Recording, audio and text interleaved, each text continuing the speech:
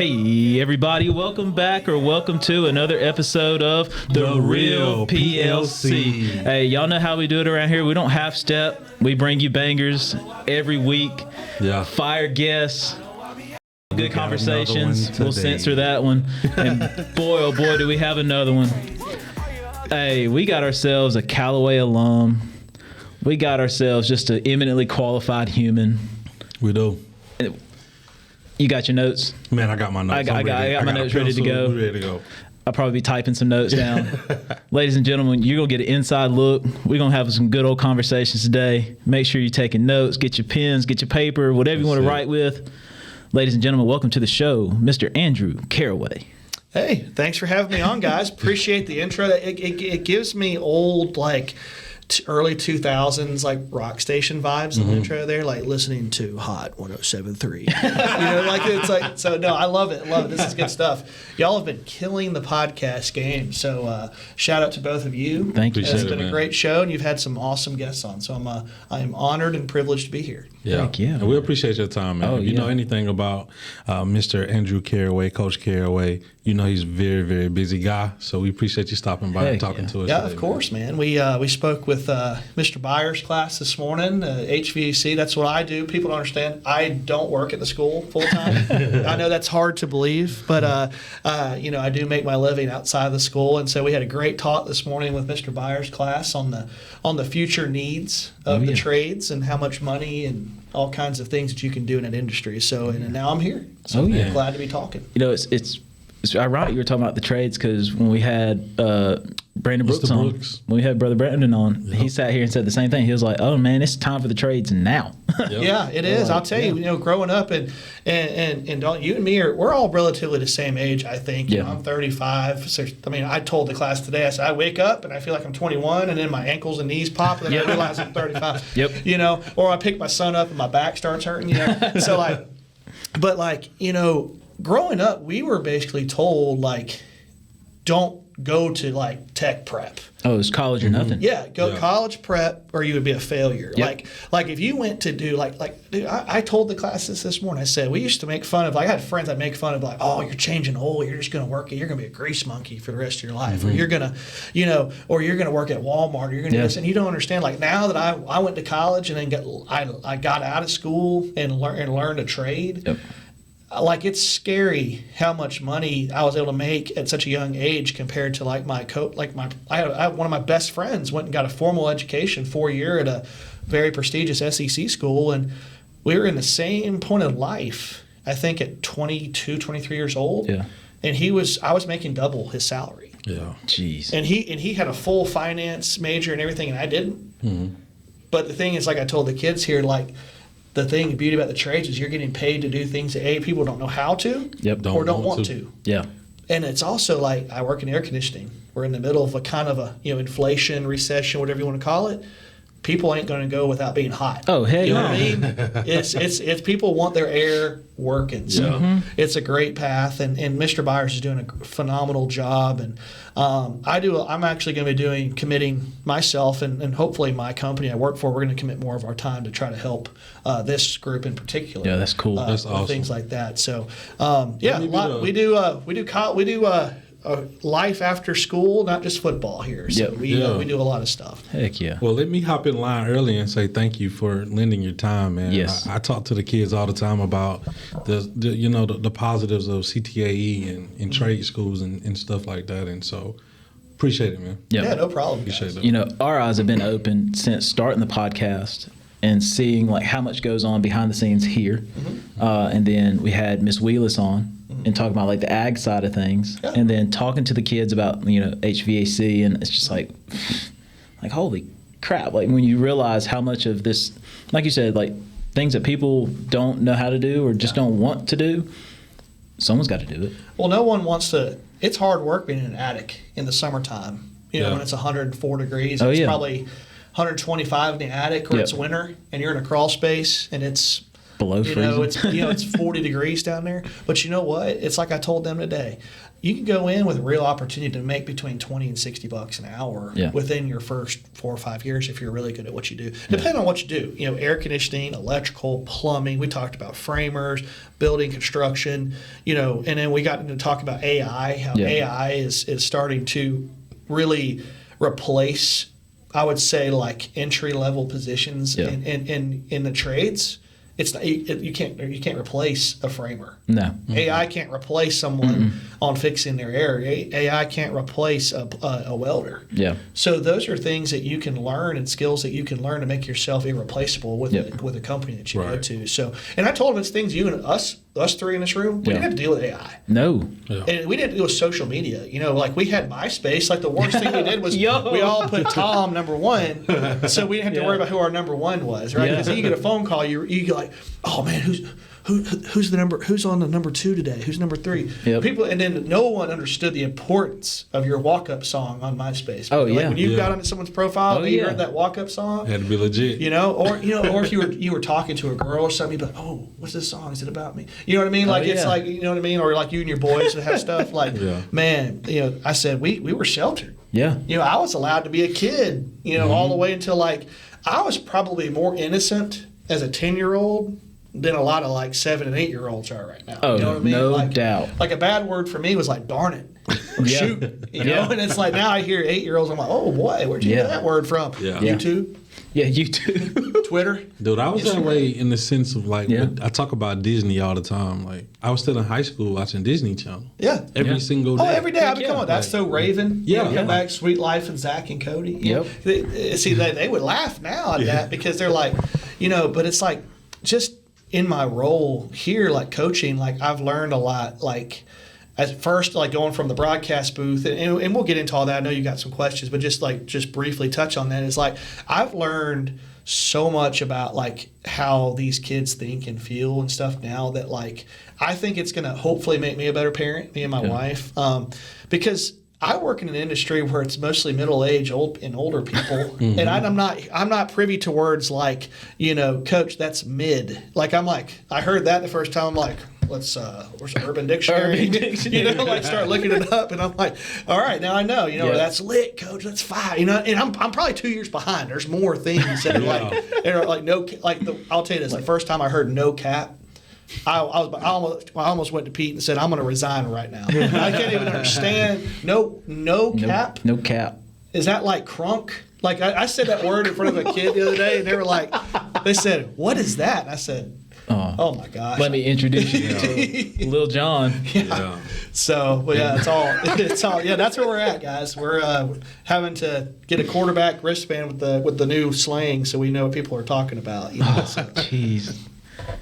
I like to say the modern slang as cringy as possible in class now. Oh, to make it sound like it's forced. Oh yeah, like I'll say something. The kids will look at me and go, "That is no cap," and they're just like, "Coach, please stop." Yeah, instantly they tell you that. Or I'll be like, "I put that on my mother." And I'm like, "Oh yeah." You'd be like, in a history class, you're like, and then you're talking about like the Revolutionary War, 1776, and I'm telling you, the redcoats, they weren't they were all cap on the battlefield, man. They were, what I mean? It's like they were the op, bro. They were the op. So you're just like you find new ways to like. We'll be listening to history books like 50 years from now, and they'll be like, George Washington, man, no cap. That guy knew what he was doing. I'll be like, it's private school don't sound that bad. Yeah. Yes, I agree. Oh God. Woo. So man, tell us a little bit about yourself growing up, man. Where are you from? Growing up, so it's interesting. So I've spent, I would say, a majority of my life living in Georgia. So, but I was actually, my long story short, my dad was in the military when I was a kid. He was spent time in the Rangers, and I believe it was the 1st Special Forces Group out of Fort Benning. Oh. So my mom and dad were married, got married at Fort Benning, and then he got moved out to, throughout his military career, got moved out to Fort Lewis in Seattle, Washington. So we actually lived there for a couple of years. I was actually born in South Oregon. And then as we got probably elementary school age, we moved back here. And probably, I think 2000 was when we moved back here, about when I was 11 or 12. And then we've been back ever since. Gotcha. And I'll tell you, going from, I grew up playing Little League baseball and stuff, like, over there, and then coming over here is just a massive difference, like just in the quality and talent. And it's over there, it rains all the time, so like you're like you can't go outside often, right? Jeez. So you come over here and it's like holy crap. But like torture. Yeah, went over here, went to Callaway Middle School, and it was crazy. The middle school and the high school were in the building we're in right now. Yeah. So the front two wings were the middle school. Okay. And then the cool kids, when you got to 9th grade, you went to the back wing of the high school. So it's like a 6th, 7th grader, you was always peeking down the hallway like, oh man, who's down there? Like looking for like, the football players and stuff. And, so the girls' gym was the middle school gym. Okay. And then the big gym was the high school gym, So I will say we had it made as 8th graders. So if you played a varsity, or played like baseball or any of the sports, like I just walked out of class, got my, with my baseball bag and walked straight down the hill to baseball practice. There was no late. Not having to ride a bus from middle school over. Yeah. So there was none of that. Coach Hubbard got hired my junior year. If you want to make Coach Hubbard sound old, and Coach Wiggins got hired my junior year. And I'll tell you this: those two men were instrumental in me staying here. I won't get into the previous. Coach Claude Giddens was our head football coach before Coach Wiggins got hired, and he is an incredible man. Coach Giddens, Zach, his son's our OC now. Yeah. Phenomenal family. He made a huge impact on me. I was a much better baseball player growing up, so that was my bread and butter. So, going from the baseball perspective, a lot of my friends went to Troop and played for Coach Gardner, who was there for a long time. And I was like, you know what? I think I'm going to go over there. If I'm not enjoying it, at least I'll be with my friends. Yeah. The majority of my friends that I grew up playing travel ball. Who was the baseball coach here before Coach Hub? His name was, I think it wasn't Coach Stanfield. It was before him. I think it was Coach Glover, if I'm not mistaken. Gotcha. And I'm going to tell you this. Good coach. It's just his style was just not something I really cared for. Gotcha. There was things, I was kind of buried on the depth chart. I was kind of typecast into a position because I was a lanky, tall kid. I got stuck at first base. I was about to say first base. And I got stuck there my whole life because growing up, like I was always taller than everybody, and they always put me at first base because I could catch. Yeah. I could catch really well. But man, I was so much better playing in the outfield because I was an athlete at the time. Yeah. Like I legitimately could run like a 6'5", 60. Like I was really good outfielder at good speed. And then when Coach Hub came, one of the first things that he did is I met with him and he just said, I'll never forget this. He may not remember this conversation, but I do. The first thing he said is, just give me a chance and I think you'll be happy with the outcome. And he was 100% right. Mm. He came in, he gave me an opportunity to do something that I felt I could do. He agreed. Yeah. Gave me a chance, put me out there, and senior year was an incredible experience. We were the first team to ever go to the semifinals for baseball. That was really a fun experience. It's just a bunch of old country kids that just played baseball on the side. Yeah. We made it. We made it to the semifinals, and we got our butts kicked by a private school. I think it was Holy Innocents. Oh God. Yeah. I think when they got off the bus, we knew we were in trouble. Justin Shaw was our hero, right? He was our number one pitcher, and when they started rocking him a little bit, we were just like, oh, no. I don't know if we're gonna make it out of this one. Going downhill. So yeah, that's kind of just the background here. It's like I've been here for over 20 years, and went to school a little. I went to Columbus State University for a little bit, and then like I said, got into the trades. Yeah. I tell everybody I went to school to be a vet. Now I work in air conditioning. I don't know what happened. I have no idea. So it worked out for the better, though. The dogs are hot. I need to fix them. Yeah. So, that's and then me and my wife live here.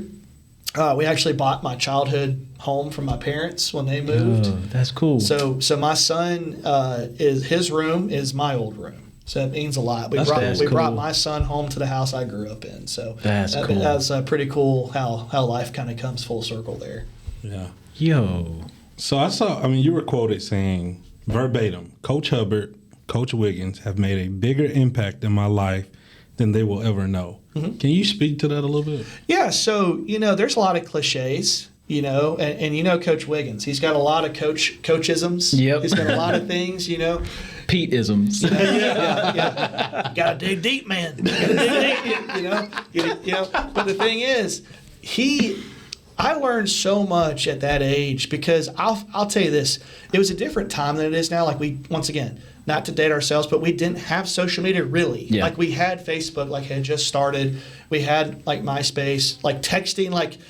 I remember I had 100 texts, and if you were trying to talk to a girl, you could go over that in 5 minutes. Yeah. And then your mom and dad are coming in the room going what is getting up with the cell phone bill? Yeah. So, but free at the 9. they had T9 such a word. Yeah. So my bad. I got a story. If you went T9, you wouldn't be talking about Flashback. I will flashback at this before I answer your question. I will say this: the worst day of my life at Callaway High School. Y'all remember Coach Curtis? Y'all remember Mr. Curtis? Yeah, He used to teach science. David Curtis. So Coach Curtis is one of the best teachers I ever had. Mm-hmm. I got caught texting in his class. Now this is back when cell phones were taboo in the classroom. You got sent to Siberia. Yeah. If you had a cell phone, And I'm T9, and you know how you like those razors? You can get cocky. In your pocket, you can start texting real quick. And he caught me red-handed. And I thought I was done. I was like, oh my God, he's about to text Coach Hubbard. He's about to text Coach Wiggins. I'm fixing to be running forever. And then the worst thing ever too is I also kind of grew up in the last stage of parents that actually discipline their kids. And yes, I'm being facetious, but I'm just saying it's I'm sitting there going oh my God, if my parents find out about this, they're gonna murder me. I'm done. Straight up done. And so he came to me after class. He took my phone, and we had such a good. He goes, "I'm not gonna write you up," and I'm like, "What?"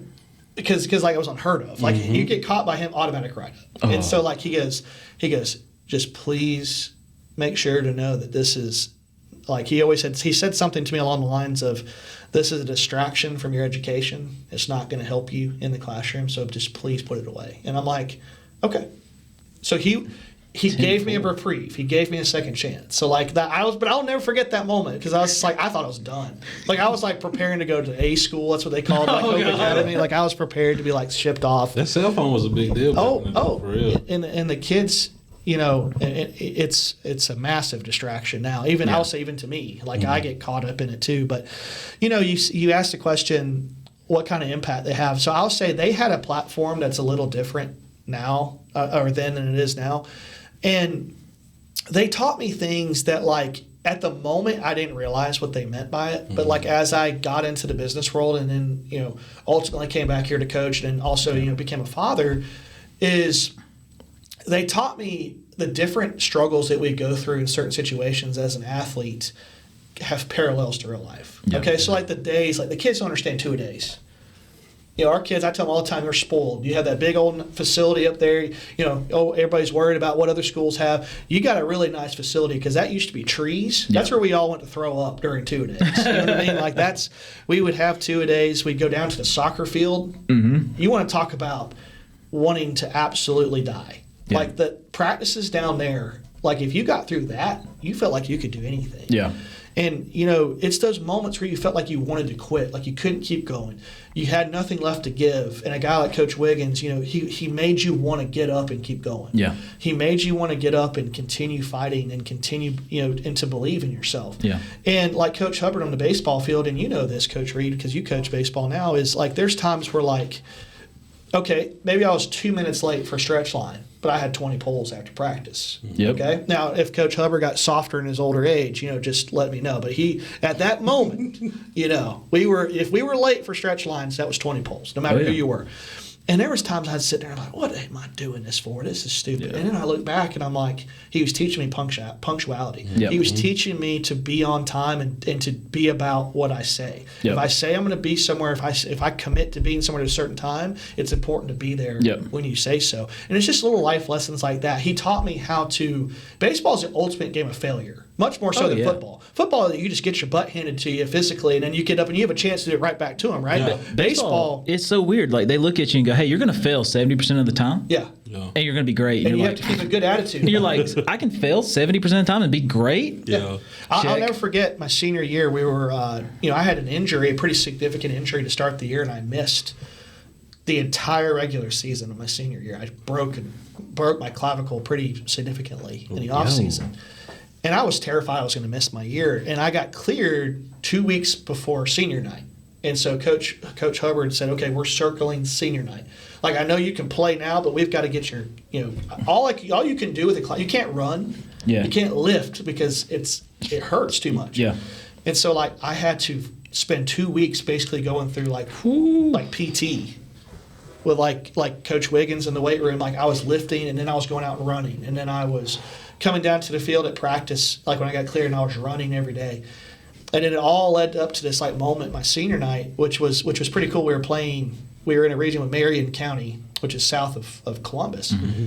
And they were our senior night opponent, and they weren't very good. They were decent at baseball. And ironically, during football, I caught a touchdown pass against them during football season. And, like, I came out, and I was so nervous. And Coach Hub just said, you've been building for this moment. Just go out and do what you do. And I think I ended up going, like, 4 for 5, like 2 doubles and like 4 or 5 RBIs and a stolen base. Have a night. Like, it was a night. Have a night. It was a night. And look, that kind of confidence went a long way, because there was moments like when we got into the playoff run where, like, I went through a slump. Yeah. I couldn't hit a curveball to save my life. Couldn't do it. I couldn't. Like, because like our region had power pitchers that we were used to seeing, like Hunter Strickland. He played at Pike County. Oh God, I got flashbacks on him too. I think it was a kid named DJ Tice that played there, for him too. But like, and anytime we played Heard or Lamar County, they always had a guy throwing straight gas. Yep. But like, you get to the playoffs, and it's like now people are like finessing. They're throwing curveballs. They're throwing off speed. And like Coach Hub just believing in me, saying, okay, hey, look. Defensively, you're bringing a lot to the table. Everything will fall into place. Yep. And it's just that mindset of understanding that not everything's going to be sunshine and roses. Right. And I deal with that every day. Like, I worked and ran a small business in Auburn for a long time. There were days that I just wanted to be like, this is for the birds. Yeah, screw this. And it's like, but then you just remember, it's like, I need to push through this. Yeah. If I push through this, I'll be happy I did. And it's just everything where that situation has presented itself of needing to push through for the betterment has been 100% worth it. Okay, I'll be transparent. A lot of people know this story. I don't know if you do, but like when my wife told me we were having a child, I was terrified. Okay, because at the time I'm 33, kind of older, to be, I'm like all my friends are like, shoot, I have friends that had like teenagers at 33. You know what I mean? And it's like I'm terrified. And the first thing I said to her is just like, I don't know what to do. I'm terrified. I don't know what to do. Like, I've never been really exposed to, like, babies a lot. Yeah. Like, I have 2 little brothers, but, like, I didn't have really a lot of time with babies. And, like, it was one of those things, like, when we brought him home from the hospital, like, I remember, like, she was sleeping, and it was just me and him in his room, and I just looked him in the eye, and he, like, he did this whole, like cuddle in your arm thing, and he goes to sleep, and I just decided at that moment, like, I'm going to, no matter what obstacle I feel like I'm facing, I'm going to push through. And through all that, it's been great. Like, all of my fears were alleviated just because I pushed through and didn't. And I'll just say, like, just those lessons, and there's been other people like my dad and other people, but those 2 individuals right there, I would just say, just because we're on this school's podcast, is don't take people like that for granted. Ooh. Yeah. Don't take people like that or situations of people who invest in you for granted, because it's not like this everywhere else. Yeah. Okay? Like, Coach Wiggins has been the head coach here for over 20 years. Yeah. This is no shot, but, like, how many head coaches have other schools around here had in the last 20 years? Yeah. I'm not throwing shade. You're being super honest. real right now. Yeah. You don't have to talk about Troup County. You could talk about south of us or north of us or east of us. The continuity that he has, Dusty, how long Coach Hubbard's been here. Yep. You know what I mean? Bryce Bryce Hubbard's a senior this year, and it made me feel old because he used to run around in his diapers after we played baseball games, after games, and to see him grow up. And it's like, don't take the culture here, the family atmosphere here, the people that want to invest in you for granted. Because there's a lot of really good people here. But, yeah, that's a long-winded way of answering your question. I just, I don't want people to take for granted the life lessons that are available to you. You just have to be open to it. And it's also one of those that you have to be willing to listen to the message and not the tone of the message. Yeah. A lot of folks get caught up in, he's yelling at me. Why he saying to me like that? Yeah. Why are you singling me? It's not that. That was the message you needed to hear in that moment. Like, focus on that. It's being coachable. Yep. Regardless if you're on the field or in the classroom. Yeah. You have to be coachable because uncoachable people become unhireable people. Yep. I deal with this in my workplace a lot too. You said it one more time, Coach. I don't think they really heard you. So uncoachable kids become unhireable kids. That's what we call certified audio gold. So that means you can't make no money. Yeah. Yeah. Well, and then if you're not coachable now, don't wonder why you're on your 5th job by the time you're 25 years old. Yeah. Because it goes one of those things where it's like if you're constantly leaving something because it's not going right, then maybe you need to look in the mirror. Yeah. Maybe they're not the problem. Maybe you're the problem. And that's just something where, like, that's what I was saying, just part of the culture here and just being coachable as a not just a player but in the classroom is sometimes if you just open your ears and listen to the message, like you said, not the tone, because, like, look, on the football field a lot of stuff gets said like out of love. Yeah. But it's because you love that kid and you want him to play better. But if they're focused on, he yelled at me, well, okay. Yeah. But here's the thing: if you focus on that, you're not getting the message that he's trying to say. And it's like, it's like our parents. Like, I'm sure I'll deal with this. I'm sure I will have harsh criticism of my son at some point. And it's probably going to tear me up. But sometimes that's what he has to hear. To understand the severity or the importance of that situation. Yeah. So, but just you got to be coachable. Yeah. Yeah, I think that's like a superpower. After, and you said it. You played for them. I've just gotten to coach with them and work with Coach Wiggins, but man, they have a powerful way of telling you what you need to hear, not always what you want to hear. Yeah. And sometimes that what you need to hear, it hurts. But when they go about it, and I know it's different because, like I said, I work with them. I haven't played for them. You feel like the care, and that's I think that's another, like what you said. That's what sets them apart, man. It's like you can tell they are genuine, they are authentic. There's no cap. Sorry, they ain't tripping. But no, it's you are right. When we say Callaway and 3 family on 6, it's for a reason. Yeah, it's for a reason. Yeah, it's often replicated, never duplicated. Hey-o. It's you can bring that with you wherever you want to go, but you got to, one thing I've learned is you can't just talk about it, you got to be about it. And that's something that Nick Saban used to say. I'm a Georgia fan, but Coach Saban has a lot of really good messages that he speaks about. Yes. And one of the things that he used to always say is don't talk about it, be about it. And I use that in my company a lot because I work with people that have tremendous ideas and tremendous ability and tremendous thought process. And then sometimes in the heat of battle or the heat of just being busy, nothing happens. Yeah. You know what I mean? And nothing gets done. And it's like one of those things where it's like, I always talk to my guys or my team, we talk about, let's be about it. Yeah. Let's not just talk about these great ideas, let's implement them. Yeah. And it goes a long way. And it goes like that too, just in general. Like if you're thinking about things at home, like, man, I got to get better shape. Yeah. Well, that's easy to think about while you're sitting on the couch. Yeah. But it's another thing to be about it and actually get out there and start walking or step into that gym the first time. Or, I play golf a lot. Yeah. I use this analogy. So, I always, my friends always want to tee off on the tips, the very back. And I'm like, sometimes we got to be real and be like, guys, we might need to start up here. Let's go up to the white tees. Yeah. You might find our experience will be a little fun too. But it's the realism of being coachable, of understanding your limits and where you need to be in order to grow, and maybe eventually you can get to the back tees. Yeah.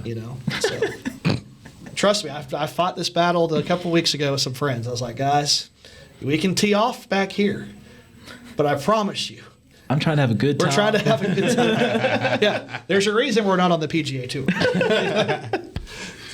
So you went to Columbia State. Yep. What were you majoring in? Were you involved in any extracurricular activities? Sports? Yeah, What's going on? Talk to us about that. you know, I majored in business, which to me, like people were like, oh, business. Business degree is the most versatile degree you can possibly get, in my opinion, because you can do anything you want with a business degree. Like if I want to be a teacher with a business degree, I just got to go do X, Y, and Z and be a teacher. Yeah. If I want to be a doctor, well then like I got to do. I'm not saying you can be a doctor tomorrow, but like you can get on that right track. If I want to get into finance, or if I want to get into whatever field, that business degree is the most versatile thing. So that's what I went to school initially for, was for that. And then I got involved with working an internship, working a job at a local HVAC supply house here in LaGrange, and because I only went to school Tuesdays and Thursdays, I think, in college. So it was great. Only had classes Tuesday, Thursdays. That's the setup right there. Yeah. I'll tell you this, seniors never get classes on Fridays. Terrible decision. Yeah. Don't Oh, do yeah. that. Unless it's the only time they offer it. Those Monday, Wednesday, Friday classes, they're traps. Yeah, they're trapped. Don't do traps. it. Because then you have an extra buffer day on Monday, but we won't get into that. So but yeah, I studied business, and I'll tell you, working at that HVAC supply house really exposed me to the trades, like we talked about in the intro. It made me realize, like, hey, everything we're talking, like, it gave me a purpose for everything we talked about. Yeah. Because like me, I hate education without a purpose. Like if you're just teaching me something that's not relevant to anything that's going to apply to me in my life, I don't care about it. Yeah. And that's just a me problem, but I'm sure some of your students probably feel the same way. They're like, okay, so for example, I told this to Mr. Byers' class this morning. I detest math. I hate it, okay? To this day. I was like a 3.5, 3.6 GPA, Yeah. and I told them I was literally fighting for my life in every single math class, like just to pass. Yeah. And I said, but there was one class that I made an A in. And I said, guess which one it was? And one person immediately said, geometry. And I said, yes. And I said, why is that? I said, because I could see the answer. Mm-hmm. You could see if the multiple choice was capped. You know what I mean? You know what I mean? You could see. This might be the cringiest episode ever, but I love it. I love it. So, but seriously though, like geometry, like you can use that in real life. Yep. Like building, there's a lot of things like I'm not saying you can't use algebra, like you can. Like statistics, people use the statistics a lot. But like I'm a big and that's what in college got me, like when I started working in the HVAC field, I started specializing, like I went to classes at Southern Union, at Alabama Power, Georgia Power, started doing stuff relevant to what I did for a living, and it made it fun. Yep. It made it fun to learn. And that's Yep. where I think obviously all of you do a great job teaching, and there's certain things that we have to do, right? Yep. But I just wish at some point in education, this is no one here. This is more of the people in charge at the state and stuff. Mm-hmm. It's like I wish we would teach more like life skills Yep. for kids, because I feel like it puts them in a better position no matter what they do. Yep. If they want to go to college, if they want to go into the work field, if they want to go into the trades, whatever they want to do. Yeah. Yeah. I think having it's great that you can find X, but I'll be honest with you, I haven't found X outside of an ex-girlfriend like I had before I was married. But I haven't found X through my entire career. I told Dr. Walker, I said I was a pro at finding C's in all my math classes. I could find C's like nobody's business. What do they say? When in doubt, pick C. Like a multiple yeah. choice. I picked C as a grade. Yeah. Grade C. So, but yeah, that was a little of my background in college, is because we talked about this in the intro, we were drilled in our mind, Yep. if you don't go to college, you're going to be a failure. Yeah. So me and my mom had this conversation the other day. Well, it's probably been a couple of weeks ago, but she made the comment about, whiny millennials. And Mom, when you listen to this, I love you.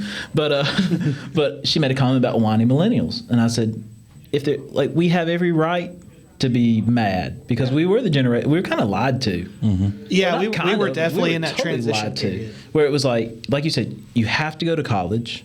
There are no other options. Yeah. Go get that degree and you'll make money and you'll be successful. What they didn't tell you was about predatory student loans and all that other stuff. I'll Meeting a devil at a crossroad to sign your letter of intent. It's like, Jesus. But You're 100% right. but the last part of like our little conversation was, especially like being in the education field now.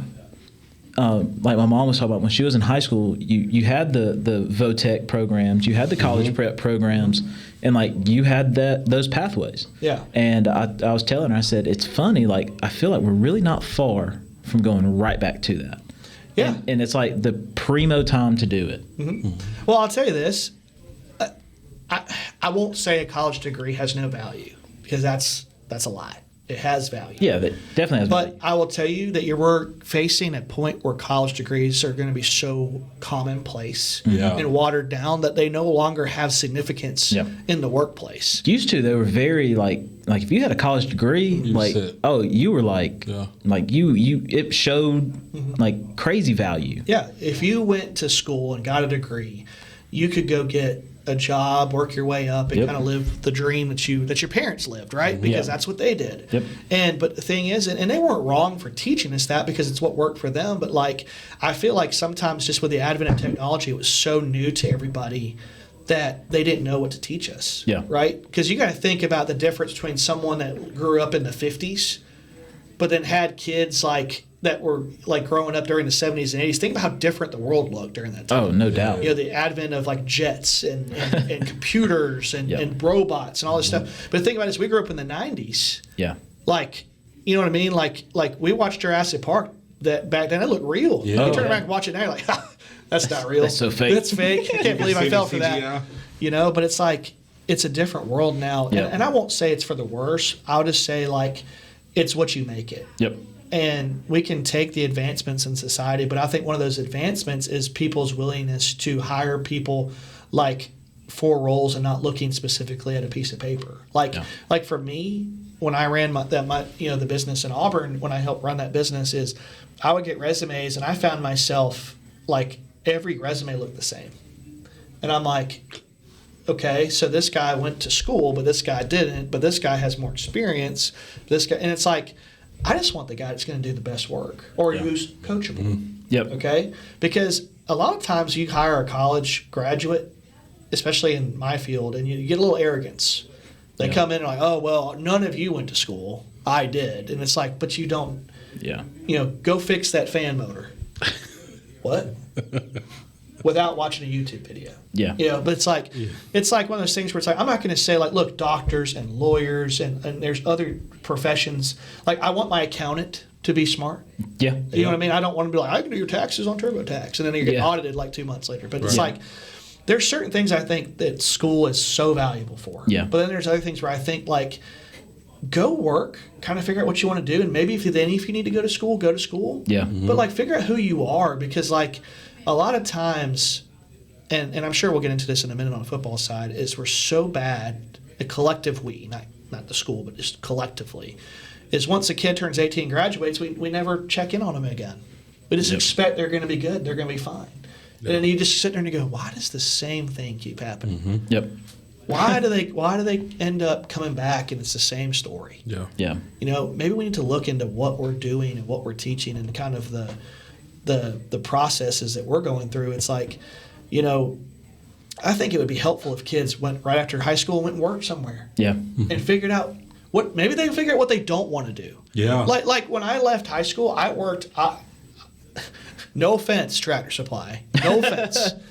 I realized real fast I didn't want to work in retail, and I didn't want to work that kind of work for the rest of my life. Yeah. And that's when I decided to go to school and kind of figure out who I was. I was like, this is for the birds. Yeah. I'm not doing this. I had a similar experience after graduation. Well, I went to work on the demolition team at Belk when they were remodeling. I was like, I don't want to move this heavy stuff around anymore. Yeah. I can just see him right now. He was like with a sledgehammer, just like hits a wall, the hammer comes back. And it's like, now, I will say, I did enjoy when they were like, hey, we're not going to use this, so y'all can just destroy it. Oh, I love doing that. Yeah. But when they were like, hey, move all the shoes from the shoe department to the new shoe department, I was like, nah, good, bro. I'm out on that. We're good. Yeah. I'll find something else. I want to be the one ringing up the cashier. Like I want to be working the computer. So when I went to college, every summer I worked at Gaps. It was known as Gaps behind Kia. Yeah. Driving the cars. And I knew then, I don't even want to do this for a living. No. You know, much respect to the people that do it. We have to have people that do it. That's great. Justin just can't be one. But it's like you said, we all found that out by doing it. Oh, yeah. Some people may like that. Yeah. And that's okay. Yeah. But you need to find out who you are. I think it's important to find out who you are before you go to school. Because and the other thing too, and this is once again, like you go into college, once again, like you talk about, like, why are we doing an extension of 12th grade for like 2 years? Yeah. Like why don't we just jump right into what I want to do? Yeah. Right. And that's where I think some people flame out in school is like, I want to learn business. Teach me business. Why am I taking, English 1201? Like, why am I taking this? This is not relevant to my degree. Like, I already did this. I just did this, and now I'm doing it again. Like, what was the point? Like, and I think that's why some kids flame out too. And that's where like trade school, tech school comes into play. Is like if you decide, hey, I want to be a welder. Well, guess what, my man? There's no English 1101 welding school. You learn to be a welder. I have a crazy. I've thought about this. Shocker. If we were to revamp high school, and so your first 2 years, you take your quote-unquote core classes, and then going into your junior year, you pick a major. Yeah. What is something you would like to do once you graduate? And so all the classes that you take from your junior year to your senior year are still required courses so that you can graduate, but they're geared towards what you might want to do after high school. So then once you graduate, you can make the decision, okay, do I still want to do this? You still got all your high school stuff, like you're fine. You got experience in what you thought you wanted to do. And then if you make the decision to go to college or tech or whatever, you know exactly what to look forward to. All right, here's what I got. So now you don't get the shock, because I remember when they were like, hey, you got to take English 1101. And I was like, isn't that just like high school English, but with more papers?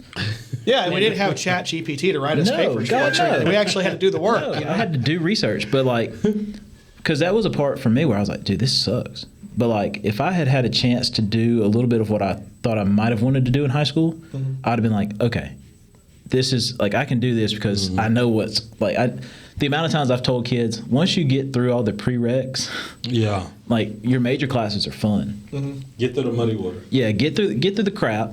Sometimes you got to Shawshank it and crawl through. But once you get to the other side, those classes are fun. For sure. Yeah. But like you said, like those god awful prereqs, you're just sitting there. Well, it's just a cash grab by the college. Oh yeah. It's just it's a reason to charge you money. Yeah. And it's like, well, why don't you just charge me double for the stuff that I need so I can get out of here quicker? You know? But yeah, I think it's important for kids to get out there and figure out what they want to be, what they want to do, because a lot of our young people don't know. Yep. They don't, and that's not their fault. Yep. Because I'll be honest with you, I didn't know what I wanted to do until I was like 21, 22 years old, because we're still developing as people. Yep. We're still trying to figure out what we want to do, what we want to be. So I changed my major 3 times. I did. Twice. It was bad. Yeah. So you said like the life skills and everything. So looking at this from like a coach perspective now, what are some of those life skills that, because you do like, you're a football coach, you help on like the recruiting side. What are some of those life skills that you are trying to get, like, I'm just going to target it at football. Okay. Those life skills that you're telling those football players that they need to succeed at the next level. All right, so I'm big on marketing yourself. I think that's the most important skill that someone can learn, is how to market themselves. And that's one of the things I taught to our players is, look, what we offer here at Callaway, and I'll say like LaGrange and Troop and some other schools here, I do a great job of this, is we have dedicated people on staff to help you through the recruiting process. It's not do it for you. It's help you. It's to help promote you. My job is to help you promote yourself. How do you utilize social media intelligently? How to create highlight films that make you marketable? Because at the end of the day, as a player, you're trying to sell a skill set to a school. Okay, that's what you're trying to do. It's like trying to get a job. Okay, like I am trying to market myself to an employer to get hired to do a job. Well, that's what you're doing through the recruiting process is how do I market myself? What skills do I have to offer? What are all of the prerequisites that I have to kind of throw into the pot to make myself look as like a more attractive candidate? And that's the biggest thing I try to teach the kids. Now, it goes back to, are you coachable? Yeah.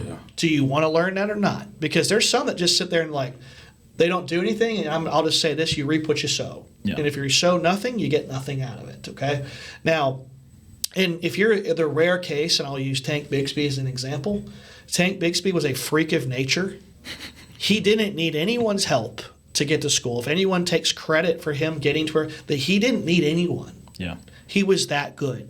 He could have played at the smallest school in Georgia and still had the same career path. Yeah. Okay? Not everyone, and this is what I try to tell, everyone's not Tank Bixby. Yeah. Okay? Yeah. Not everyone is Tank Bixby. Not everyone's a third round. He's a 1% of 1%. He is a third round NFL draft pick. Yeah. You knew from day one that he was a third round NFL draft pick. The same thing like when Terry Godwin played here. Yeah. Like you knew that guy was special. I'm not saying other players aren't good. Yeah. Yeah.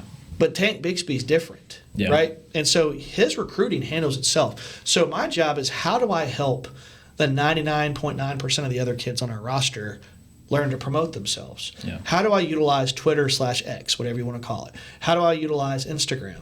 Like our recruiting platform that we make is like I work in sales in a Yeah. digital marketplace. How do I convince someone to buy my product? How do I stand out? Well, if we send the same Excel spreadsheet that everyone else sends, guess what college coaches do? They are going straight to height and weight, and then the rest of them are going to get thrown out and not looked at because they're going straight for height and weight. Yeah. Okay, so how do we get past that? Well, what we do is we utilize a digital platform for our recruiting. Every player calls what we call a player card.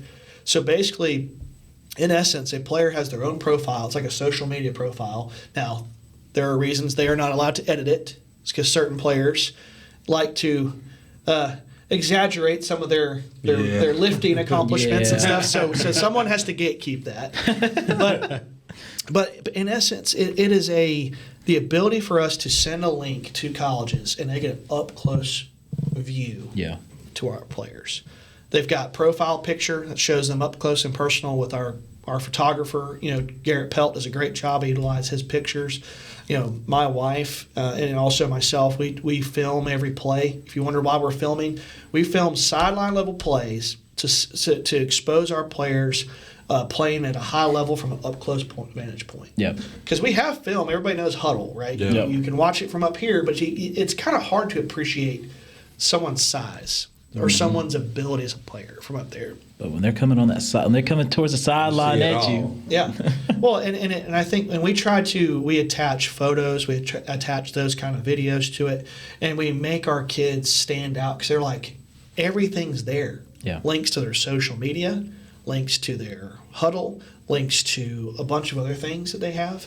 And it's a way for them to communicate with the kids. And we try to do things that, once again, we're here to help. Yep. We're here to try to, and I will say this, on the show is what we do here, and this is feedback from colleges and from other high school programs around the Southeast.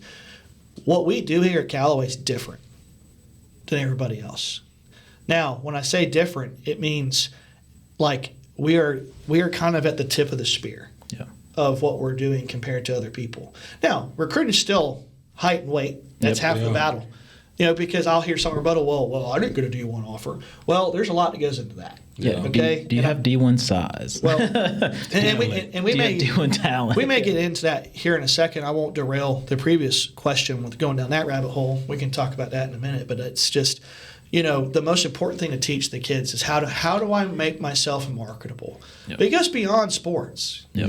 Because that's how you get a job. Yep. If you potentially want to get married or have a family, how do I market myself as a man? You know, and I only deal with men, so like Yep. or boys. So like that's who this message is for. Is how do I make myself marketable as a man? And then, you know, what can I do that makes myself stand out in a positive way? Yeah. Yeah. And that's what I try to teach the kids is if I can leave you with anything is how do I market myself? And I think that's a really important skill. Cool. So it goes back to just the understanding that everything that we do is it's life oriented. Yeah. Like it's so much more than just school, so much more than sports. It's how are you attacking life? So let me go into this question here, Coach. What are some common misconceptions about athletic recruitment at the high school level? Do you get Do we get an extra hour or like part 2? Because I'll give you the abbreviated version. We need it, Coach. We need it. Because I was sitting here running back what you said earlier, and you were like, our job is to help, not do. I thought about that too now. And I just want to take a little caveat and say to the parents and to the student athletes that are listening to this, remember, our job is to help you. You have to perform and do the rest. Yeah, I'm gonna get close to the mic on this one. So I will be as transparent as I can here. It's dangerous. It could be dangerous, but it's one of those things. I will speak in generalities. A lot of misconceptions is that everyone's entitled to play college football. And I'm going to stick with football, but you can also probably expand on this into your realm, Dalton, with softball or baseball or soccer or basketball or whatever. The first thing that's misconception is it's like rec ball. I can just go sign up, pay my $60 and play college sports. That's not how it works. Negative. Okay? Playing college sports is a privilege, not a right. So that's the first misconception, okay? Just because you want it doesn't mean it's going to happen. Yeah. Okay? And here's the thing. People like I get this all the time, Coach Caraway this, Coach Caraway. Dog, if every single player on our team was a D1 SEC player, how good would I look? Oh, you're the man. I would look like the second coming of Jesus. Okay? So of course our staff, which I will say, it's not just me that does this. I give a lot of credit to Coach Wiggins, Coach Giddens, Coach Hubbard, Coach Holmes. It's a team effort here. Yeah. But it goes back to the whole thing is we are here to help, not do. Because if you grow up with everyone just doing it for you, you're not going to be a very effective person in real life. Yeah. Okay? Because you're going to walk around expecting other people just to do it for you. Yep. And that's not how the real world works. So we give everyone the tools to be successful. Okay? We have the recruiting. We have a recruiting seminar we do every summer where we have slides. I have a lot of information for our parents on what to expect through the recruiting process. But the most important thing to know is that through all this, you're not guaranteed to play. Yep. Yeah. Okay? It's a results-based business. College sports is people's lives and livelihoods and jobs and careers are on the line. Yep. When they offer you, they are taking a chance on you helping them continue their careers. Yeah. Okay? But so and it's like I tell the kids, you are who's recruiting you. If you're being recruited by D3s, you're a D3 player. Yeah. Don't tell me you're being slept on, because I'm sorry that there's a lot of things that go into recruiting. Okay, height and weight is probably like 90% of the battle, and it's like I tell a kid, if you're undersized, you better do something else at an elite level. Yeah. Okay, so if you're 5'8", 160 pounds, you better have Tyreek Hill speed. Yeah. Yeah. Or you're not going D1. It's not happening. Okay. Have some bunnies, some good vert. You got to. Okay. So like in baseball too, like if you're undersized, you probably need to either have elite speed, or if, as a pitcher, be able to flood the zone, be able to hit 91, 92. Yep. You better do something else at an elite level. Yeah. Okay. So that's another misconception, and it goes back to the whole thing is I don't care who you train with. Okay. It doesn't mean that you're going to play college sports. Yeah. Okay, trainers, why do you think trainers are in business? To make money. Why do they do that? Yes, they're there to help. They're there doing something they're passionate about, but they are there to get paid. Yeah. So, of course, they're going to tell you whatever they need to tell you to keep coming back. And some of these trainers, some do a good job, some don't, of being realistic with the kids. Some just gaslight. Yeah. Well, and then we live in the travel ball era. The only sport that's still in its most pure form for now is football. That's the only sport where colleges come to the high school to recruit, because everything else is AAU, travel ball, individual stuff, right? And then we get into this mindset of everyone needs a ring for everything, and I'm taking a shot at travel ball right here. Like, thank you. Like, dog, just because you play travel ball with all your dad's friends, kids, and you win, against substandard competition on the weekends does not mean that you're a college player. Yeah. Okay, like when I was coming up, if you played travel ball, it's because it was top tier. Like East Cobb. If you got an invite by East Cobb to play during the summer, that was phenomenal. Oh, yeah. Now you can just sign up. Yeah. You may be the worst player, Bro, you in the were world. preaching. You were preaching so hard. Well, you asked for facts, so I'm going to speak. I'm spitting facts. The amount of times that I've looked at people and said, look, if you were winning a ring every weekend, there's a problem. Either you're playing way below, like you're playing down, or your team's just so good that they need to be playing Oklahoma every weekend, or they need to be playing in the SEC every week. Like, come on, man. Yeah. My issue with it is like, so obviously you have different coaches coaching kids and training kids, but for me on the parental side, we got to do a better job of letting our kids know that we can be coachable from different perspectives. Yeah. You know, your AAU coach told you to dribble the ball this way.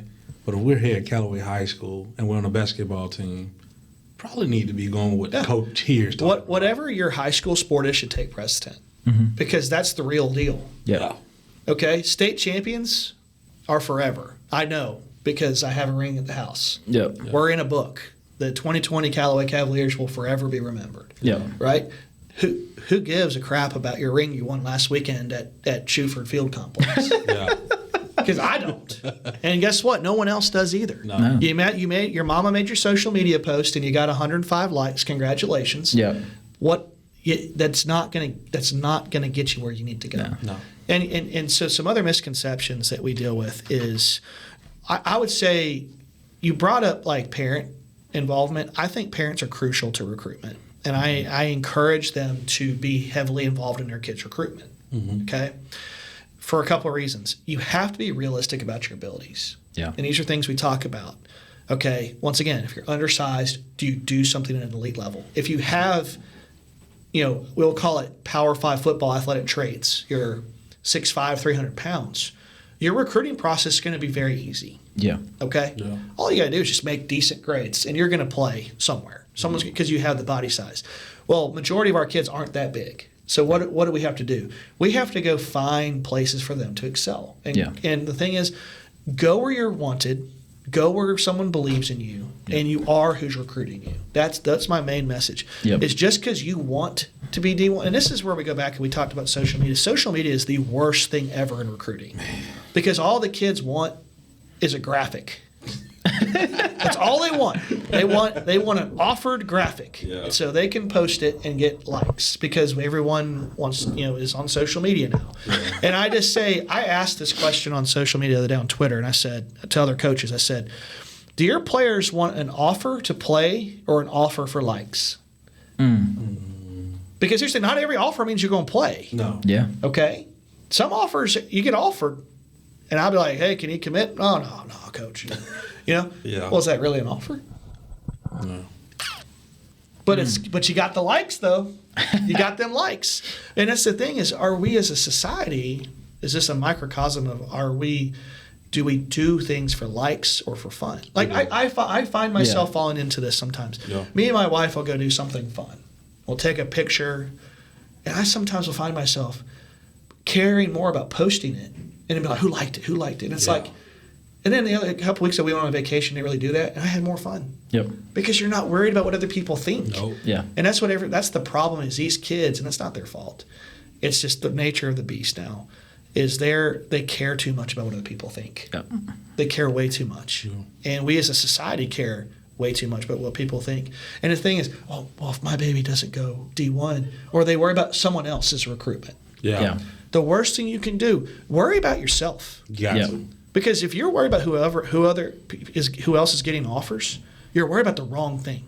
Can't focus on yourself. You're going to miss out on yours. And it's like I tell the kids too, all it takes is one team to believe in you. Yep. Yeah. Just one. But the other things I try to prepare them for is we talk about being marketable, being coachable, is if it's not in the cards for you to play at the next level, how do we get you to be successful? Yep. Yeah. Okay? Because one thing I wish schools would start measuring is you can sign 20 kids on signing day. How many of them show up? Yeah. Yeah. It don't mean nothing if you sign 20 kids if only 3 of them show up. Mm-hmm. Are you really helping the kids? Yeah. Or once again, are you posting, is it an offer to play or is it an offer to likes? Are we posting because they're playing or are we posting to create fake momentum? Yeah. Because that's why you've seen we have stopped posting pictures of like us going on visits places Yeah. because it's not helpful. Yeah. It's not. It's because sometimes you go to show kids something, but hey, check this out. Yeah. You know what I mean? You're just trying to show them something, and it's like, but if we're more worried about posting a picture, hey, look what we did.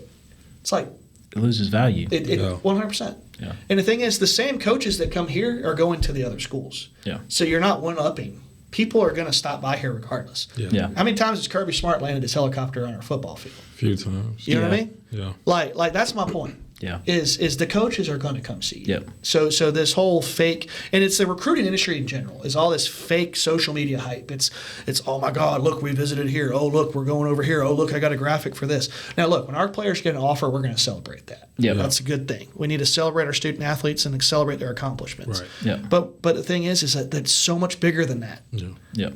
Like one of our players got offered by Alabama recently. Yeah. That's phenomenal. That's huge. But you're also a freshman. Yeah. Do you know how much can go right or wrong in the next 3 years? Oh, gosh, man. That you can make or break that opportunity by the decisions you make the next 3 Yeah. years. Yep. And those are the things we have to teach the kids. It's not just what we do in recruiting, what we do at practice, what we do on the field. It's how do we conduct ourselves in the classroom. Yes. Grades, man. I'm going to tell you, that is also, if your grades suck, my job becomes very hard to do. Okay? I will just put it bluntly. I cannot magically fix your GPA. No. I cannot magically make your grades better. Yeah. If you don't take your grades seriously, guess what you're telling me? You don't care. That your recruiting process is not important to you. No. Yep. Okay? So if your recruiting process for is not likes. important to you, then it's not Yeah. important to me. Yeah. It's for likes. You're for likes. Yeah. The thing is we have to do a better job of showing kids what's beyond high school. Yeah. You know, though, Coach, You know? I'm going to pause you right there, man. I feel a little slightly different. I feel what you're saying. I feel where you're going.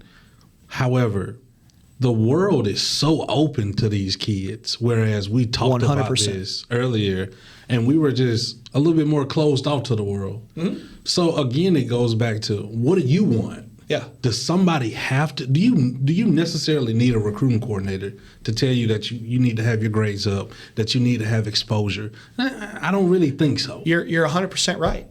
What I do is, like I said, I am here to guide you. Yeah. I'm not here to Yeah. hold your hand. And it's like you just said, is spot on. Is you got to be able to make your own decision of what you Yep. want to do. Because all I'm here to do is present you with opportunities. That's it. Yep. It's up to you to decide what you want to do with it. Yeah. And you were so spot on there, because I feel like more kids also feel like, oh, well, I got to play college football. I got to play baseball. I got to do this because this is what. Do what you feel is best for Yeah. yourself. Yeah. Okay. I had a kid come up to me this year. He had a couple offers. Coach, I don't want to play in college. Okay. No problem. Yeah. Are you sure that's what you want to do? I'm sure. I just want to be a student. There's nothing wrong with No. that. Nothing. There's nothing wrong with it at all. There's nothing wrong with it, because guess what? You're going on and doing something bigger. Yep. You're going on, not bigger than, obviously if you play football, it's big time, but you're going and doing something bigger than yourself. Yeah. Yep. Okay? Maybe you're going to go to college and do something successful. You go play football, be something successful. Or you can go be a productive member of our community. Yep. Be the next phase of leaders in our area. Yeah. But yeah, no, you're spot on with that. I agree. I couldn't agree more. I the school that I was at before I came to Callaway, they used to preach what they called the 3 E's, and I don't really give this school a lot of credit, but I will give them credit on this because it does make sense. They wanted to make sure that everyone who walked across their stage, and I mean, we would implement this, I taught 6th grade, and we're preaching this in 6th grade. Are you ready to employ, enlist, or enroll? And it was those 3 things. Sports wasn't in that conversation. It was, are you ready to employ, because the world needs 9-to-5ers, it needs your 8, you need that. Are you ready to enlist, because the country needs protection every day too. Yeah. And plus, hey, you do your time, they're gonna pay for you to do some stuff too. 100%. But then also, are you ready to enroll? And that could be in the 4-year, the 2-year, the trade. It doesn't matter. And then if anything else you get to do after that, that's a plus. Yeah. So are we ready to enroll you in a 4-year university? looking at it from just a student aspect, is that kid ready to enroll in a 4-year or a 2-year? Okay, cool. Hey, and by the way, they're going to offer you a scholarship and money to play ball. Yeah. It's like, oh, that's plus. Thank you. It's a plus. That's Yes. such a good mindset, because we have a similar thing that we talk about, and y'all may have heard us me and Coach Wiggins say this at signing day. It's all about finding the right fit. Yep. Got to find home. That's what our motto is. We will never force a kid to sign somewhere for personal gain. Yeah. Because once again, it looks better the more kids we sign. There's a perception. Oh, you signed a bunch of kids. Oh, something's going right. But does it matter if they don't show up? Yeah. You know what I mean? So, like, our thing is, I want all of our student athletes to feel comfortable about where they're going to school. And they have as long as they need to take. Yeah. We will never force a kid to sign on signing day. Yeah. If they're not ready, and you saw it this year, we only had 4 kids sign. And we had 4 others sign this 2 weeks ago. Yeah. It's all about finding the right fit for you and your family. But also, there's some kids wrestling with, do I want to play? Yeah. Coach, like I said, I had 2 players previously came to me, Coach, I want to be a welder.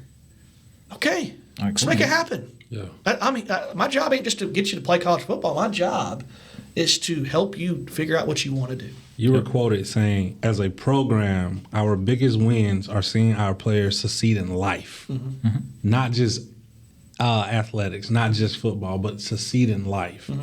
That's really big, man. It's really it's big. what I want to see. And it's what you just explained, too. I want, not just for us, but the players at LaGrange and Troop Yeah. and all the other schools around us to go on and be successful regardless if it's on the field or not. Yeah. Okay, it's our job to help mold leaders, to help mold young minds, to help, like we said, the life lessons I learned from our coaches helped me in life a lot. And it's like one of those things is you want to see players come back 5 years down the road who are successful, 10 years down the road who married, have kids, have a good career. Yeah. Those are so much bigger than the wins on Friday nights. Yeah. Yeah.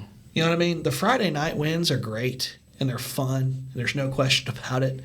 But like when you see players come back and visit, like I'll say Keandre Jones is a great ambassador for this high school. As a Florida State fan, I love some Keandre Jones. Well, Keandre Jones is one of the most humble people, and he gives and pours himself back in the community. Yeah. He's someone, anytime you see him, you're ready. You're like, what's going on, KJ? Yeah. What's going on? Anytime you see players come back, and it's not just players like KJ who are playing big-time college football, but it's like people like, going on, like I said, who started a business, who now maybe donate money to the program as a business owner. Yeah. Who going out being leaders. Look at Quay Body. I was about to say, prime might example. I add like a alumni like Quay or Andrew over here, Yeah. who go on to pour into their communities and then come back and pour into the players that were in a part. I mean, when you had Quay on, I was like, I don't know how I'm going to follow this. Like Quay is like, he is the man. He has one of the best attitudes. I learn a lot from him all the time. There's times I just want to be like, you know what, today sucks. I'm just gonna call it a day. And you just talk to Quay, and you just have a whole different. Or he mindset. magically pops up on your Facebook. Yeah, that stupid smile or grin that he's got, and it just makes you want to be better. Yeah, I love Quay. He's, but yeah, it's just one of those things where, like you said, I want our kids to go on and do great things no matter what it is. Right. And that's the success for me is people define me by like how many kids go play college football. That's fine. But I define myself on how successful our kids are when they leave here. Yeah. Yeah. And it goes back to the thing too. I don't pay my mortgage with this job. Yeah. I'm not gonna get too much into it, but I don't think I could pay for a lot of things doing the job I have here. I do it because Coach Wiggins called me and asked me if I'd help him, and I said yes. Yeah. Yep. And so if I'm going to do something like that for someone that means a lot to me, I'm going to do it to the best of my ability. Yep. So that's what people need to understand is how much goes into this, the time that goes into this, the effort that goes into this. But the thing is if you don't pour that in yourself, you're not going to get a whole lot out of it. Right. So you've talked to a lot of college coaches. What are they saying that they want in their student athletes that's coming to them? What are they looking for? I'll tell you this. I got into the recruiting business in a wild time during COVID. Oh God. I'll tell you this. If it was pre-COVID, I would have so many players on D1 scholarships right now. unbelievable. Like, we would have had so many players sign in D1, but here's what happened. COVID saw the advent of the COVID year player, the transfer portal, which has destroyed high school recruiting, in my opinion. Yeah. And then now, I had a school come today, and the first question I have to ask her is, Coach, what's your recruiting strategy? Heavy portal, heavy high school? Are you going to recruit high school and supplement with portal, or go portal and supplement with high school? And every coach has a different answer, right? And you're at the mercy of the transfer portal. Yeah. And what coaches look for. Coaches look for, obviously, character matters, but ultimately what gets you seen, and the thing that's always going to overcome any of your problems in the recruiting field, is your height and weight. Yeah. If you're 6'5", 300 pounds, they're going to have a little more patience for you. Yeah, they can take a chance on that. Than someone who isn't, right? Yeah. And so this is the battle we fight all the time. And I tell the parents this is, we are at the mercy of the transfer portal. Yeah. If I have a kid who's a tweener, okay, he's a really good high school player, really good player, but he's a tweener. Sometimes these colleges will go hop in the portal and they go find that kid, but he's 6 foot, 190. Yeah. Yeah. And that's the unfortunate thing is, are they going to go get a high school kid that's unknown, or go get the third string safety from Alabama? Yeah. They're going to go get the third string safety from Alabama because he's a known commodity. Yeah. Right? Since all this has started, I'm sorry to cut you off. No, go ahead. But since all of this has started, transfer portal, the COVID year kids and all that kind of good stuff, like, I've told athletes, you're not just competing to get a scholarship with your comrades here or just in Troup County. This is the entire country, depending on what sport you're playing. You're talking about the entire world. Yeah. Well, and the transfer portal is they have got to start regulating this, because you could get a kid that transferred. Look at a kid. He just transferred from Alabama to Iowa and then transferred back in the same year. Oh, wow. Like, that makes zero sense to me. Well, what was there was the one that transferred from like Georgia to like Arizona State, and then like back to like you said, there's just stories of it everywhere. Yeah, and then the COVID year kids were getting an extra year or two. Extra year. Those are finally pretty much gone, I think. I mean, you had 24-year-old eighth-year seniors, playing ball still. Yeah. I love Stetson Bennett, but I mean, he was as old as like second-year NFL rookies, like our NFL players. So but it's like, that's what you're up against. It's not just high school. It's not just what you do on Friday nights. Like, all of that can be perfect. Yeah. But it's also, now you're competing against what's in the portal. And go look at their statistic. I don't have an exact number in front of me. I will say something, it may be wrong. But it's the general premise is what I'm trying to get at here is, there's still 1,800 kids in the portal. They have nowhere to go. Because guess what? If you get in the portal without any guarantees on the other side, you could be committing career suicide. Yeah.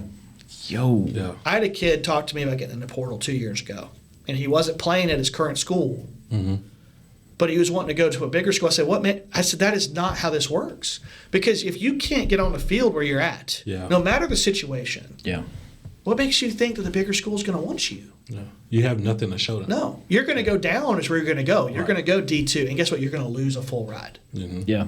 So you have to think big picture. I have a full ride someone paying for my school. That's where it goes back to the life lessons.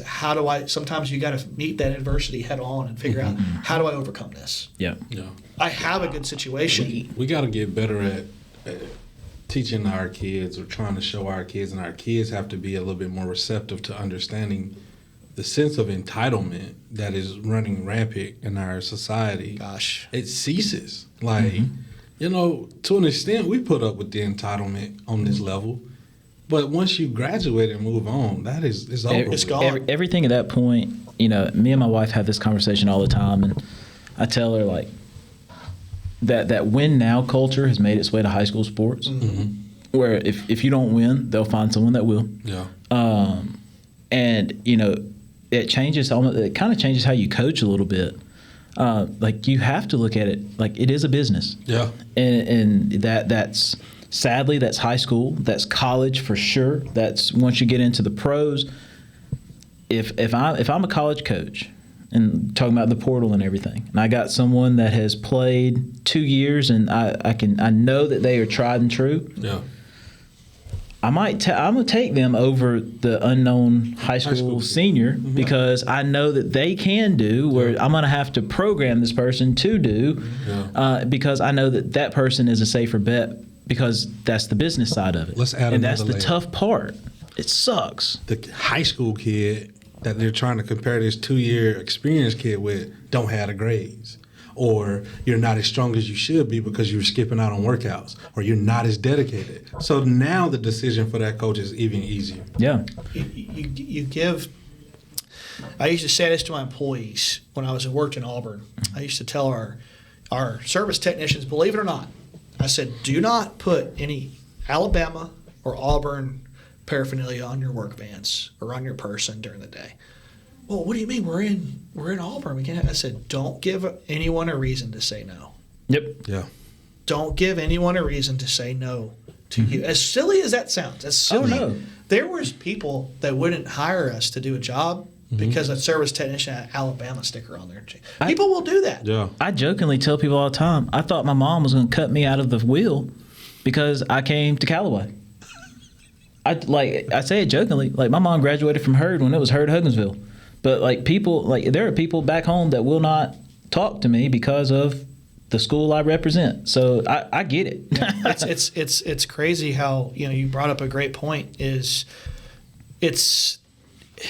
talked about entitlement. I think it even goes further than that. Is you have the entitlement ranks up not just to the kids, but sometimes to the parent guardian. Is there's a lot of kids that would rather just quit and transfer. Yeah. Yeah. Well, I'll just go over here, and then they find out they're at their third school in 3 years, and it goes back to the whole thing of, well, maybe you're the problem. Yeah. Maybe I need to work harder. I'm going to play devil's advocate. Yeah. So NIL has definitely played another role. Oh, buddy. NIL is crazy. It's already made its way in high school sports. It has. I mean, when you got certain high school juniors, north of us, that have 6-figure deals. Yeah. Here's the one I always struggle with is when that kid's making 6 figures, and you have like an assistant coach on your staff that is making nowhere near, and they try to say something to that kid, and that kid goes, "Who are you?" Yeah. Like, it would take everything in me not to lose my mind because I got just enough 90s in me to be dangerous. How long until, one, NILs are going to play a role in high school sports, Yeah. but how long until the transfer portal hits high school sports? Well, I'll tell you this. Because it's like unofficially a thing, but I will, out of respect for Coach Wiggins, not talk about last year. That was a interesting ordeal with the transfers. But it's one of those things where, like, okay, so this is my read on it. I've had players come to me and say, "What about? Can I get NIL?" And I say, just because you play high school football at Callaway High School does not mean you're getting paid. Yeah. Yeah. Okay, because would you rather us have nice locker room, nice facilities, awesome uniforms, a partnership with Nike, best equipment to put you in, safest helmets, all that stuff, or do you want a $500 NIL deal?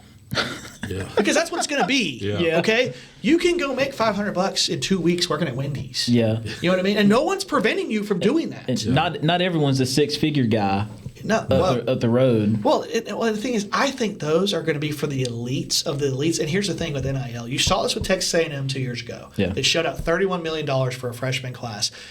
And their coach got fired, and most of those kids have transferred out. Guess what you're going to start seeing at the college level? You're going to start seeing donor fatigue.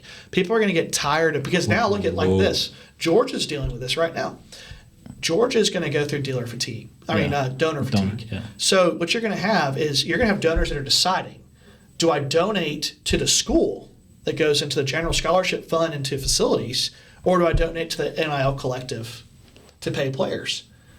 I said earlier, I'm a Florida State fan. Yeah. And I saw that a lot after the whole football season this year. It was like the collectives now, just like out of nowhere. Yeah. And they it's want like, you to donate. yeah, you can donate to like the Battle's End or whatever. I'm like, bro, I didn't even go to school there, but like, no, like go Knowles, but from afar.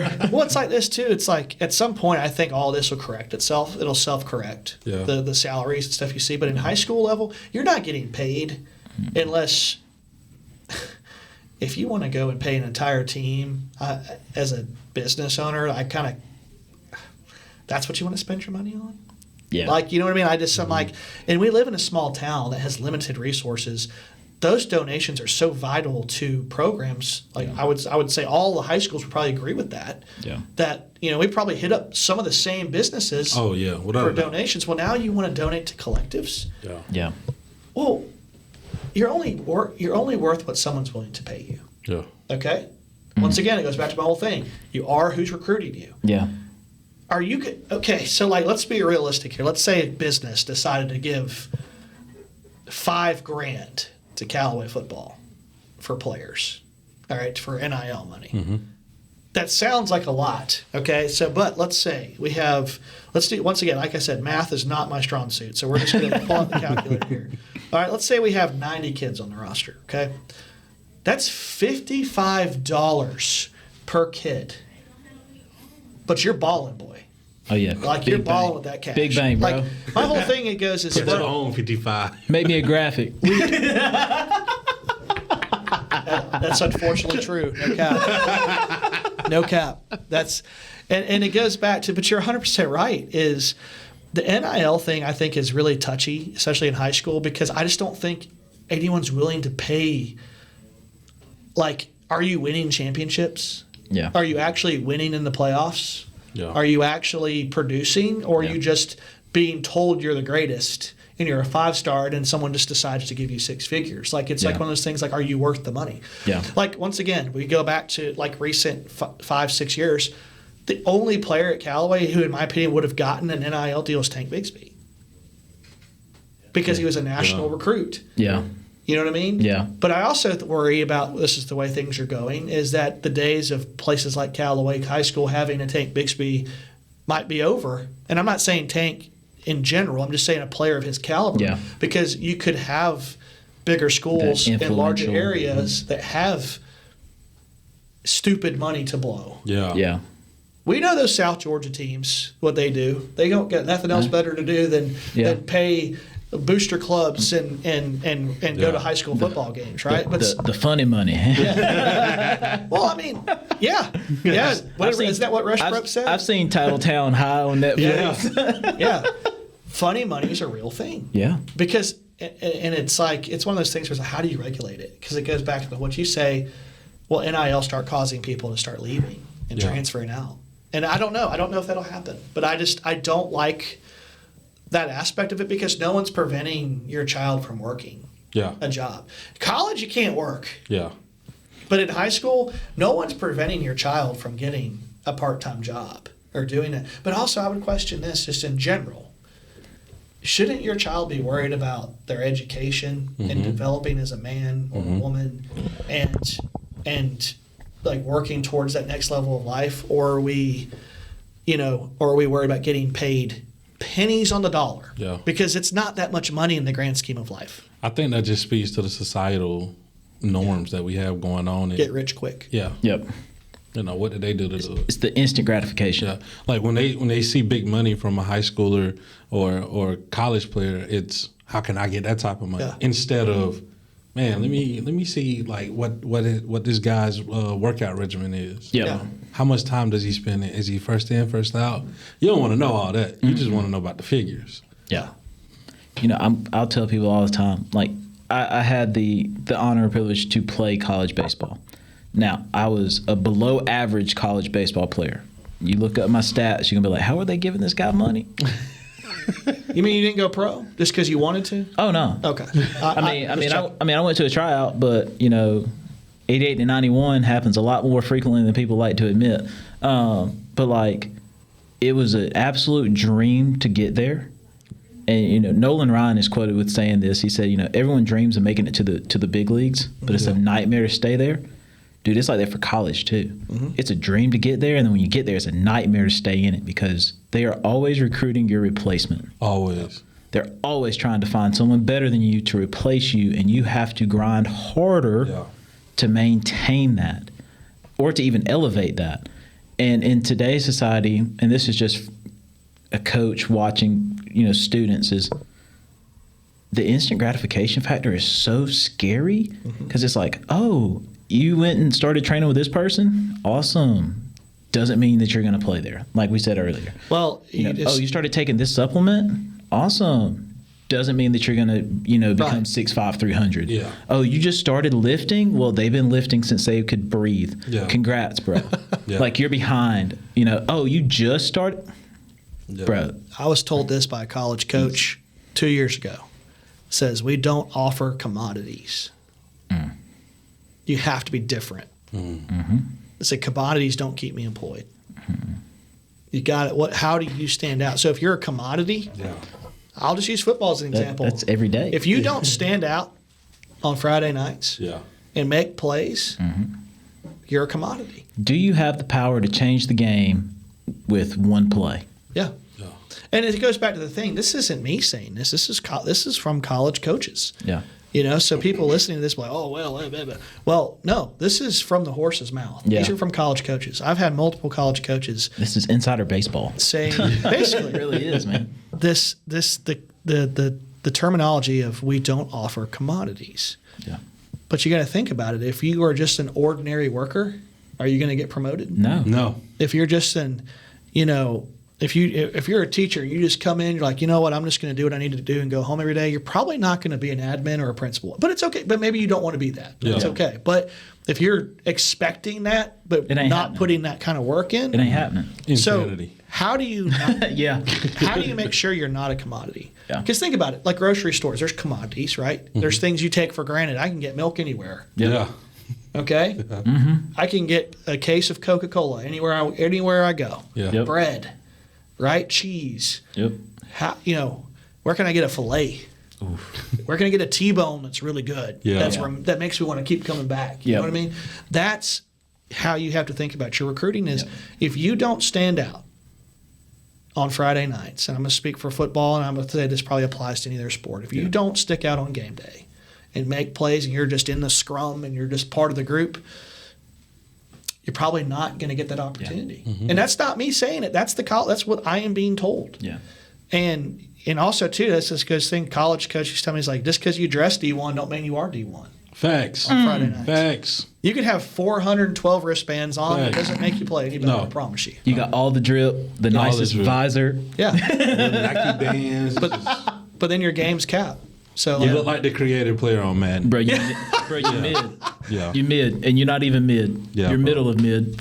You're not it. But I'll tell you, like I said, you could make a 3-part series about this kind of stuff because it's such a deep conversation. But it goes back in, like you said, though, we have an entitlement problem as a country, and I think it's up to people like us who are having young children or in the process of having a family down the road or just who have kids that are not yet in elementary school to change the narrative to change the perspective and the perception of what's going on right now. Man, I just challenge all the parents that may listen to this that are out there. Bro, you got to be involved. Mm-hmm. You got to be involved, and you got to be real. You got to be in my mind. When you take your child, I don't have a child, but when you take your child to the hospital, you're not going to sit in the waiting room. You're going back there with them. Yeah. So why, when it comes to this system of education or recruitment, do we're content with just letting some person deal with it? It's easier for us to sit back and say, it's that person's fault. Yeah, it's easier to blame someone else than look in the mirror and say, maybe I have a problem. Yeah. Maybe I need to do something better. And look, I've only been a parent for a year and a half, and there's times I've had to look in the mirror and say, do I need to do something better? Maybe I didn't react in a positive way to something. I have to be more cognizant of that. And I think, look, we have a lot of parents that are phenomenal. Phenomenal. Do a great job. But I will say, unfortunately, more often than not, it's easy for them to say, oh, Coach Caraway don't do anything. He's not doing this or he's not doing – once again, what have you done? Yeah. Yep. Let's make a list of what you haven't done. When have you reached out to ask, hey, what's going on with this? Yeah. Because I love conversing with parents. I have no problem doing it. Yeah. But the problem is there's so few of them will actually come and ask. They just want to assume. Yeah. Yeah. They just want to assume that, and I can't say it on this, but you know what the old saying is about assuming, right? Yeah. So it's one of those things where it's like, I'm right here. Yeah. I'm not unavailable. And I'm more than willing to have a real conversation, but I think also some people are afraid to have that conversation. It's easier just to sit in the background and be a hater. They don't want to hear, the realness. That's what scares them. Yeah. Is, well, what if my baby's not D1?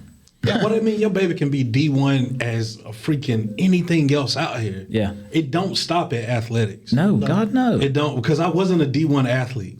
That's why I'm so passionate about it. Go be a D1 student. You know, I didn't even play on the collegiate level. Go be a D1 human. But that didn't mean I can't be successful. No, Yeah. and we're blessed to have two gentlemen just like you here helping us. You know, I know you all had me on your show, but I mean, what you guys do for the kids here, and not just at the school, but in our community is fantastic. And there's more people that we need to highlight, more people like yourselves. You know, and our teachers need more credit for what they do, what they have to endure during the day. And it's one of those things where it's like, I can't thank you guys enough for what you do. Well, thank you. Know, that was a part of his NIL. that is 100% true. That comment's brought to you by. Shout out to all the thank other you. teachers out there too, man. Happy Teacher Appreciation Week. Yes, absolutely. Because I think this one should go out like this Friday. This Friday. So shout out to all the teachers. Thank you for what you do. Yep. All the coaches, we really appreciate you. And then I'll just kind of, I know we've gone a minute. I'll kind of just leave it with this to the kids: is you can. It's up to you to determine your destiny. Yeah. To determine how you're going to finish this race. And we can have metaphors. I know coaches, we always have our metaphors for everything. But the one that's true is life is I don't think life's a race, but it's a journey. Yeah. What path are you going to pick? Are you going to go the path of least resistance? Are you going to go down a tougher trail and turn around and tuck your tail and come back because it was too hard? Yeah. Are you going to go down? Are you going to have a hard path to go that maybe wasn't your choice? How do you overcome that? So my advice to everybody is if you're willing to work for it, good things will happen. Yeah. You know what I mean?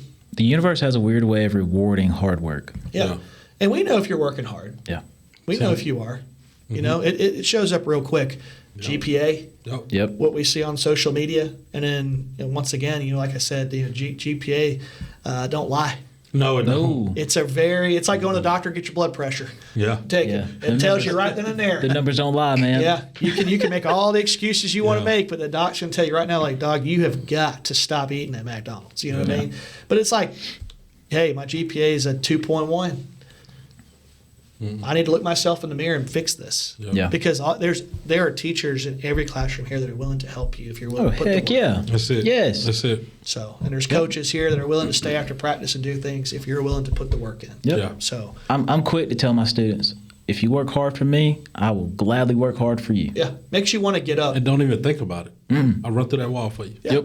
Yeah, it may be a Friday afternoon. You're ready to go home in a hard week, but if you have a student that's been busting their butt, Man. they want to stay after and, hey, I need some help with this subject, or hey, can you meet me in the morning, or hey, Coach Reed, I want to hit in the cage. Yeah.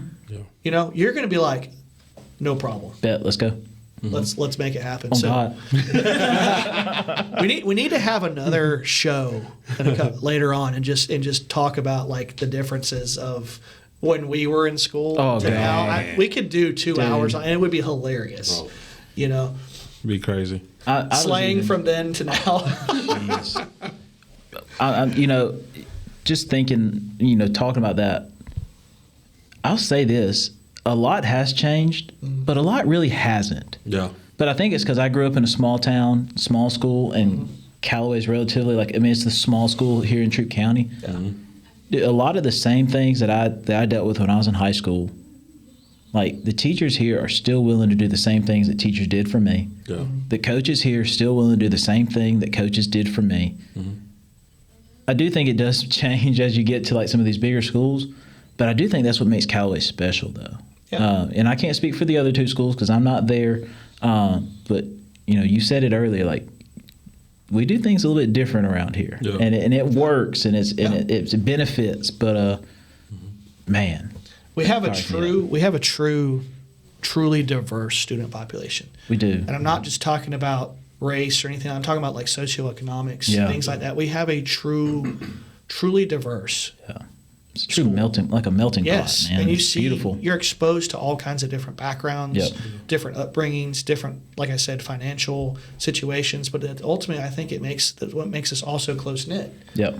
is you have friends of all kinds. You Yep. have teachers with all kinds of backgrounds, coaches with Yeah. all kinds of backgrounds and stories, and that's one of the main reasons. Like I said, I came back to help. You know, I was the Callaway football radio play-by-play guy for a long time. Voice of the Cavs.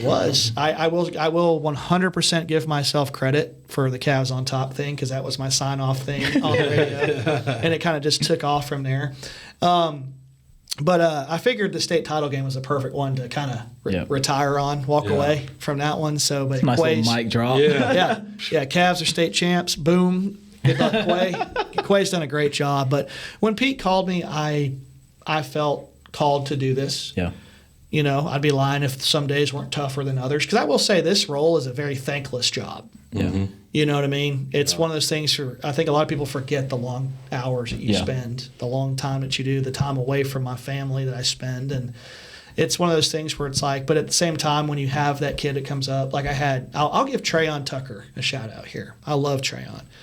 Trayon came to me at signing day, gave me a big hug, and he said, Coach, I didn't want to go through this journey with anyone but you. Thank you for everything that you've done for me. Makes it worth it, man. That one kid made the entire thing worth it for me. Makes it worth it. Just seeing him thankful for what you did. Yeah. So, but the thing is, man, we have a lot of great coaches, a lot of great teachers. We have incredible students here, and and everyone here has an opportunity. Just go grab it. Yeah. Yeah. Yo. Just knowledge bomb, audio gold. It's been a great time, Coach. I appreciate it. It has, the time goes by so quickly. It does. You know? Man. Does. I apologize if you're an hour and 35 minutes and you're still here. Shout out to you. Go ahead and clock out and go home for the day. You deserve it. So. You know, that's one of the things. Is like people they don't realize when you get in here and you put the headset on, you get to talking. Yeah. Dude, an hour and a half tick by real quick. I tell you, imagine hosting Coach Wiggins' coach's show on Monday nights. Yeah. When he gets to telling stories, you gotta be like, Coach, we gotta go to break. We gotta go. You get him to talk about Ranburne, Alabama, you might be there for an hour. So. Boy, that's who we got to get on the show. Yeah. We got to get Coach Wiggins. I tell you, he'd be a good one. Dusty will be a good one. I think Coach Giddens would be a good one too. He's got a really good background being a coach's kid growing up. So there's a lot of material here. You guys are doing great things once again. We're already prepping and planning for season 2. There you go. So Coach, thank you for dropping by. No problem. We definitely got to get you back in here. We got to share some more stories because we just barely scratched the surface, man. If you need a regular guest or a third wheel, you just let me know. Oh, dude, that'd be dope. Look, hey, I'm telling you right now, if we get the setup like we've been told we might get, we could definitely figure out a way to make that work. Hey, you just let me know. I'll be more than happy to help. Well, Coach, we appreciate it.